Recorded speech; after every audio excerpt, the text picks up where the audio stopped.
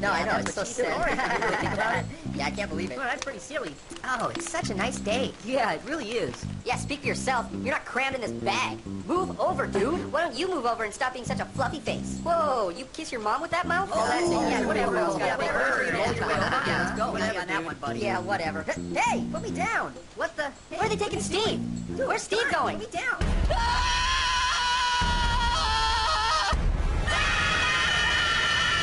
Okay, the first part of the class and what we've covered so far tends to be a little bit bland and a little bit remedial. So what I'd like to do is kind of give you a preview for some of the more powerful techniques that I guarantee will really help raise your score down the road. So to get started, I'm going to have you try the question in the workbook that starts off with if X oranges cost C cents. And give that one a try to come up with an answer, and then come on back. Hopefully you had a hard time with that question. I found in teaching that if you give a kid a question that he gets wrong, he tends to listen to you a lot closer when you explain how to do it. Interesting thing with the SAT, it's been around for about 110 years, and for about the first 80 years or 90 years of its existence, the test makers didn't let kids bring calculators into the test. About 15 years ago, oddly enough, there is a council of mathematics teachers which was all up in arms about this. And they were saying, look, these guys are using calculators in school all the time. Why can't they use a calculator on the SAT? So anyway, what happened is that the Educational Testing Service broke down and said, fine, we're going to allow you guys to bring calculators into the test, but we're going to make sure that there's not a single question on the test that requires a calculator. Okay, and you probably found with this question, you got variables, and you have variables in the answer. There's not really a whole bunch of an opportunity to use a calculator. Now here's the deal. What we're going to do is we're going to take advantage of the fact that we have a multiple choice test. All right? People are not wired to think algebraically. If I were to say to you, how far from the nearest hospital do you live? You're not going to say I live X minus 7 miles divided by 3 or X equals 12. You're going to say I live 5 minutes away, I live 10 minutes away, 4 miles. We think with numbers. This technique is called plugging in. And what we're doing is that we are taking an algebra question and we're swapping out good old-fashioned numbers, integers, for the variables. So in effect, we're turning an algebra question into an arithmetic question and solving it that way.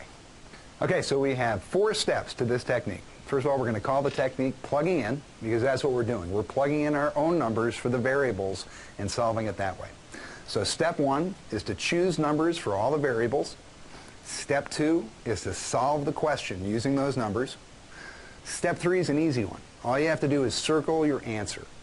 And the last thing you're going to do, step 4, is you're going to go through the answer choices, and wherever you see a variable, you're going to stick the number that you plugged in for that variable, and you're going to try to find the answer choice that you came up with. So let's walk through this question. Okay, so if X oranges cost C cents, we have to plug in variable or numbers for the variables that we have. So let's say 3 oranges cost 6 cents.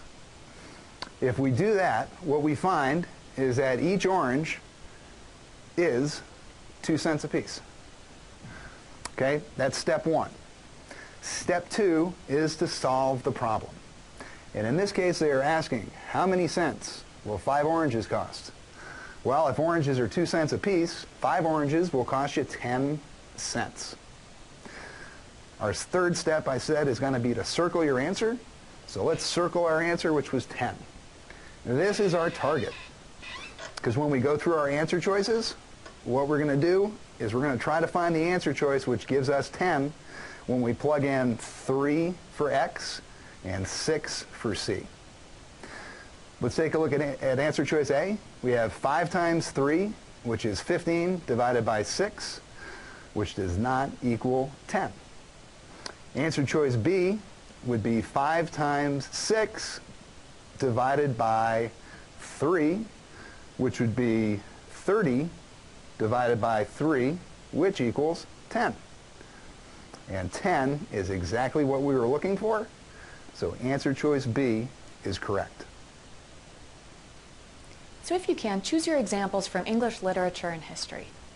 Even if you've only read one book in the last year that would qualify as literature, chances are you can figure out how to use that book as an example. And don't worry about trying to get too creative either. English teachers love reading about the books that were assigned in class. So only use experiences from your personal life as a last resort, no matter how cool your life is. Next up, let's talk structure.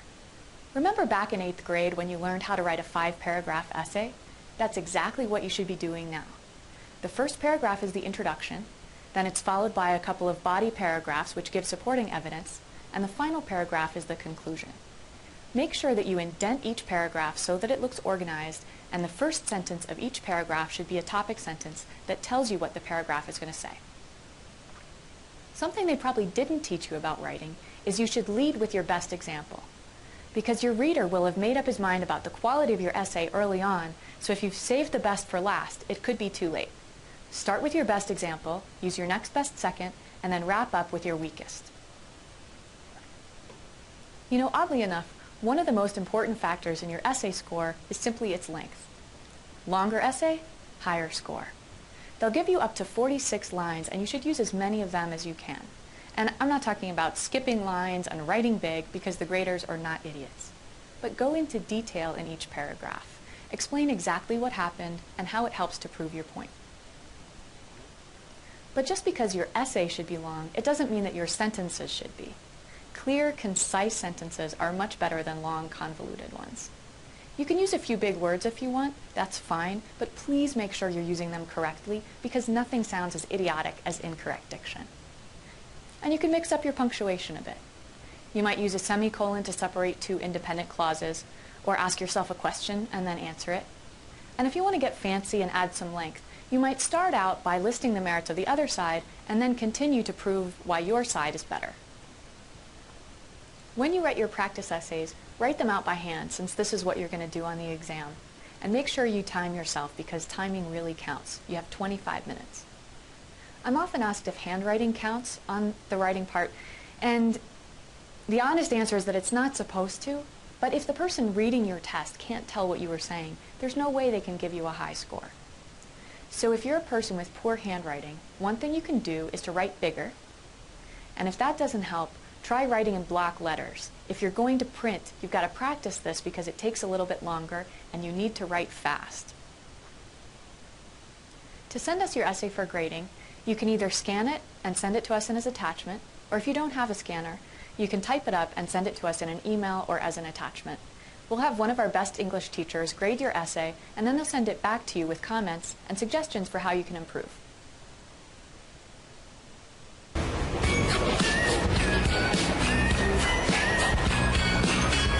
Sense not to live for fun. Your brain gets smart, but your head gets dumb. So much to do, so much to see. So what's wrong with taking the back streets? You never know if you don't go. You'll never shine if you don't go. Hey now, you're an all-star. Get your game on, go play. Hey now, you're a rock star. Get the show on, get paid.